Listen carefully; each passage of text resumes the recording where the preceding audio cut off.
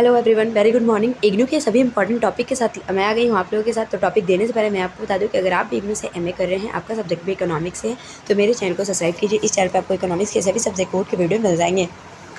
तो आइए देखते हैं कि इंपॉर्टेंट टॉपिक किसका है। इंपॉर्टेंट टॉपिक जो जून 2023 में एग्जाम कंडक्ट होने वाला है, उसका MEC 002 का है। तो आइए देख लेते हैं, हिंदी इंग्लिश दोनों में देखेंगे। तो आइए देखते हैं, सबसे पहले इंग्लिश में, फिर उसके बाद हिंदी में। यूनिट 1 में हम देखेंगे classical and Keynesian approach to macro economics. Macro economics में क्लासिकल और कीन्सियन के अप्रोच देखेंगे, ठीक है।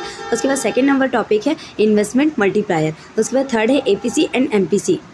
फोर्थ है कंजप्शन फंक्शन। फिर यूनिट 2 में हम लोग देखेंगे एक्सेलरेटर मॉडल। सेकंड नंबर देखेंगे ISLM। वेरी इंपॉर्टेंट है ISLM कर्व, और मैंने कितनी बारी अपने टाइमलाइन पे करा रखा है, तो आप जाके वहाँ से देख सकते हैं। 3 types of demand for money, effectiveness of monetary and physical policy on ISLM, ठीक है। लिक्विडिटी ट्रैप यूनिट 3 में देखेंगे सोलो मॉडल। यूनिट 4 में देखेंगे एब्सोल्यूट एंड कंडीशनल कन्वर्जेंस। और उसके बाद देखेंगे endogenous and exogenous growth theory, जो मैंने करा रखा है। AK मॉडल देखेंगे। अब हिंदी में देखते हैं, हिंदी में क्या क्या देखना है। तो यूनिट 1 में हमें देखना है मैक्रो इकोनॉमिक्स के लिए शास्त्रीय और कीन्सियन दृष्टिकोण, निवेश गुणक देखना है। उसके बाद APC और MPC देखना है, खपत समारोह देखना है। यूनिट 2 में देखेंगे त्वरक मॉडल। उसके बाद ISLM बहुत ही महत्वपूर्ण है, जो कि 3 प्रकार की मुद्रा की मांग, ISLM वक्र पर मौद्रिक और राजकोषीय नीति की प्रभावशीलता, तरलता जाल देखेंगे। इकाई 3 में देखेंगे हम लोग सोलो मॉडल। यूनिट 4 में देखेंगे पुनः और सतत अभिसरण, अंतर्जात और बहिर्जात विकास सिद्धांत। और उसके बाद देखेंगे लास्ट में AK मॉडल। आगे देखते हैं एंड अडप्टिव एक्सपेक्टेशन। उसके बाद फिलिप्स कर्व देखना है। यूनिट 6 में देखना है Lucas critique of the econometric policy and evaluation. Unit 7 में देखना है रैंडम वॉक हाइपोथेसिस।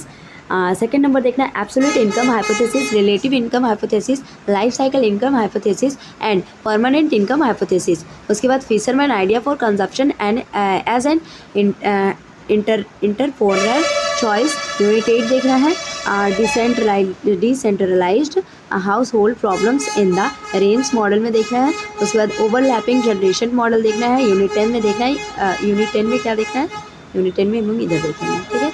हिंदी में देखते हैं, हिंदी में हमें क्या क्या देखना है, तर्क संगत और अनुकूल अपेक्षाएं। उसके बाद फिलिप्स वक्र बहुत इंपॉर्टेंट है, देख लीजिएगा।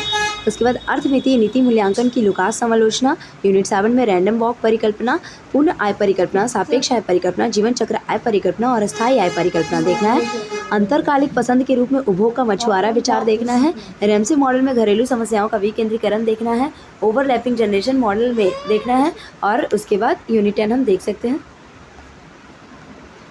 यूनिट 12 हम लोग देखेंगे real business cycle model. Unit 13 types of unemployment, classical and Keynesian views on unemployment, Phillips curve, NAIRU देखना है, जो कि बहुत इंपॉर्टेंट है। इन्फ्लेशन देखना है। यूनिट 14 में सर्च थ्योरी ऑफ अनएम्प्लॉयमेंट देखना है और हार्वर्ड मॉडल देखना है, ठीक है।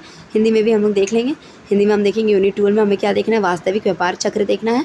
यूनिट 13 में देखना है बेरोजगारी के प्रकार और बेरोजगारी पर शास्त्रीय और केंसियन विचार देखना है। फिलिप्स वक्र देखना है, नायरू देखना है, मुद्रास्फीति देखना है। और यूनिट 14 में हमें बेरोजगारी की खोज सिद्धांत देखना है और हार्वर्ड मॉडल देखना है। Thank you. अगर वीडियो अच्छी लगी तो प्लीज़ लाइक और सब्सक्राइब।